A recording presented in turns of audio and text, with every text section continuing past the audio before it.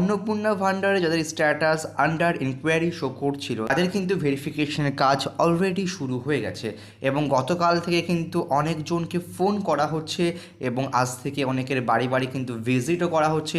এরকমও কিন্তু বিভিন্ন নিউজ পাওয়া যাচ্ছে। আবার অনেক জায়গাতে কিন্তু এরকমও বলা হচ্ছে কল করে যে ডকুমেন্টস নিয়ে তাদেরকে সংশ্লিষ্ট অফিসের মধ্যে যোগাযোগ করতে বলা হচ্ছে। ক্ষেত্রে একটা বিষয় কিন্তু আমাদেরকে মনে রাখতে হবে যে আপনার যে রেজিস্টার মোবাইল নাম্বার রয়েছে সেই রেজিস্টার মোবাইল নাম্বারটিকে অ্যাক্টিভ রাখার চেষ্টা করুন।